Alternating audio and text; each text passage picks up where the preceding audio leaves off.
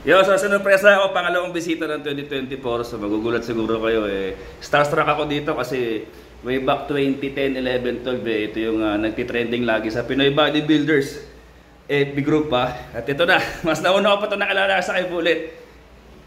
Yeah, what's up? Guys, of course, check this out. 62 is here. Talagang, kaya ng pangako ko, talagang sabi ko, pag labo ng Pilipinas, gustong bisitahin to. Talagang binisita ko talaga ngayon.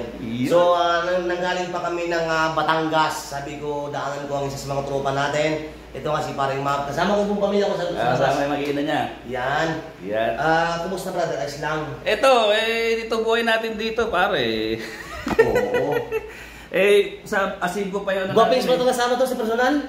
Sa Asingko pa raw ang taping eh. Kaya, kami, standby muna. Tawag noon talagang I think way back nung pandemic, no? Oo, pare. Nung pandemic talaga, doon talaga kami nagkakilala. But the good thing is, sabi ko, yung mga taong napangakuhan ko noon, sabi ko, dadalawin ko talaga, dinalaw ko talaga.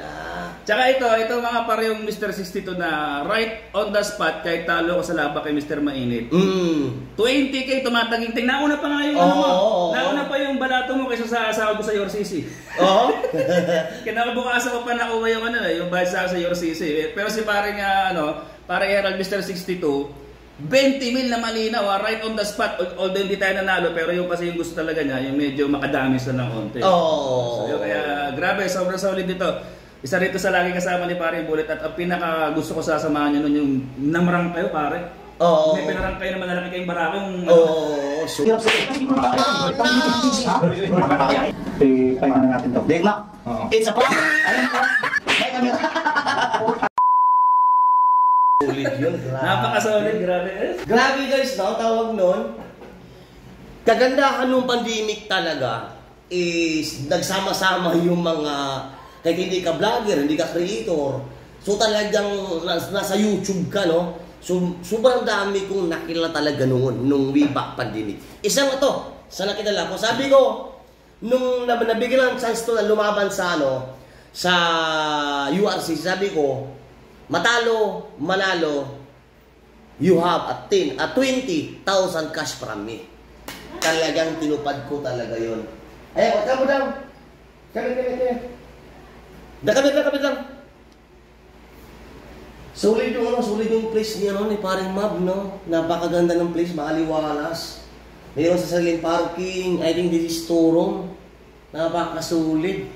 Ang ganda ng kanyang place.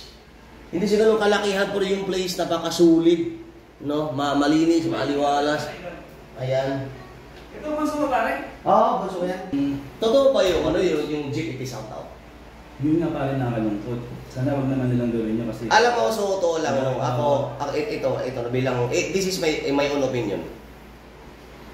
Alam mo, okay yun na nag-isip ng pamamaraan ng gobyerno upang gumanda yung paningin ng mga tao, puri na sa kalye. Kasi actually talaga, yung jeep talaga, medyo makaluma talaga yan. Pero sana, pabor ako doon, pero, hindi. Bakit? Alam mo, dapat unahin ng gobyerno ay hindi tanggalan ng trabaho ang mga Pilipino. Ang dapat, ang unahin nilang gawin, bigyan ng magandang trabaho ang ibang Pilipino. Pangalawa, taasan ng sweldo. Pangatlo, bigyan ng chance yung ibang Pilipino na walang hawak na diploma na kolehiyo. Iyon kasing mahirap talaga mga kapatid. Real talk yun. Real talk talaga yun. Dito sa bansa natin, kung wala kang diploma, sobrang mahirap dito. Kaya nga dapat, pabor naman tayo doon, na gumanda yung paningin yung sa kalye, tanggalin yung mga old model, palitan ng mga new model. Ang problema lang, wag mo na sa ngayon.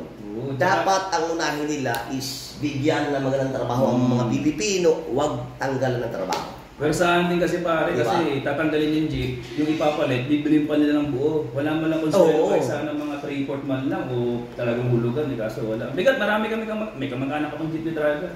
Yun na. So, chapter tayo. Sige pare, chapter tayo. Yan, solid, di ba?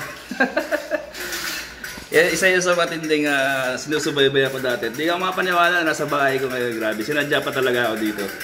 At bukod sa pagbisita sa akin ni paring Herald, Mr. 62, sobrang kinilabutan ako sa mga positibong sinabi niya sa akin. Dahil isa pala ako sa tinitirnan niya at gusto niyang pagkatiwalaan sa mga proyektong parating sa buhay niya. Kaya pare, sobrang maraming salamat. Yung dalawin mo pa lang ako, isang malaking karangalan na at nagbigay ka pa sa mga anak ko. At the same time, meron kang pinamana sa amin na magagamit namin ng maganda sa vlogging namin sa short film. At abangan nyo mga par, gagawa kami nito ng isang istoryang makabuluhan at may aral na naman na drama ng buhay at tunay na nangyayari sa bawat sitwasyon ng mga tao. Pare, maraming salamat at salamat again.